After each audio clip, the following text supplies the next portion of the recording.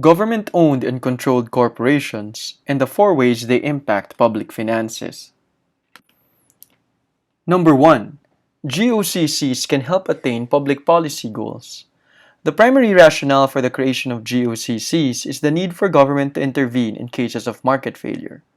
When there exist natural monopolies which government wants to control to protect the consuming public, when private sector is unable to provide goods or services vital to society due to lack of private incentives, when government wants to spur development of strategic activities that might not presently be financially viable for private companies. For these reasons, GOCCs differ from private firms in that they are expected to pursue both commercial and social goals. From a total of 303 GOCCs in 1984, the latest count by the Governance Commission on GOCCs as of 2018 is 120. 26 in finance, 19 in trade and tourism, 6 in education and culture, 2 in gaming, 13 in energy, 16 in agriculture, 18 in utilities and communications, 1 in healthcare, and 19 holding companies. Number 2. GOCCs remit revenues to national government.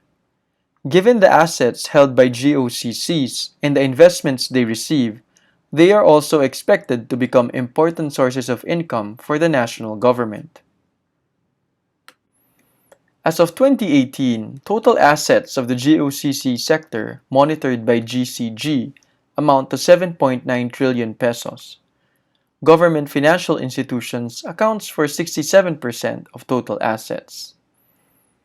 In 2018, the Bureau of Treasury recorded a total amount of 35.4 billion pesos in dividends received from GOCCs. Top remitting GOCCs are Philippine Deposit Insurance Corporation at 8.8 billion, Civil Aviation Authority of the Philippines at 6.2 billion, Philippine Ports Authority at 3.1 billion, PAGCOR at 2.6 billion, PCSO at 2.5 billion, and Manila International Airport Authority at 2.2 billion. Number 3. GOCCs receive financial support. Since GOCCs also pursue social goals that might not be financially viable, GOCCs also receive government financial support in the form of subsidies, equity investments, advances, and special privileges from the national government. Total subsidies in 2019 reached 201 billion, almost triple the 77 billion subsidies in 2015. Top recipients over the past 5 years is PhilHealth at 252 billion, with National Irrigation Administration a far second at 124 billion. Rounding up the top 6 are National Housing Authority at 57 billion, Land Bank of the Philippines at 56 billion, National Food Authority at 28 billion, and National Electrification Administration at 15 billion. Total equity infusion from 2015 to 2019 reached 25 billion, with Land Bank as the top recipient with 9 billion, Development Bank of the Philippines second at 7 billion, and Basis Conversion and Development Authority at 3 billion. Total advances from 2015 to 2019 reached 59 billion. NFA was top recipient of advances with 43 billion, Light Rail Transit Authority second at 8 billion, and NIA at 5 billion.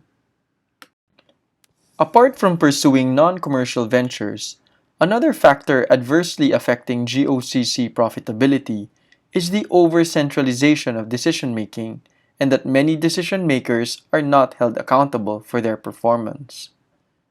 Furthermore, because of the guaranteed support from the national government regardless of performance, some GOCCs tend to become inefficient, or worse, wasteful. This has also created opportunities for corruption and rent-seeking. Number 4.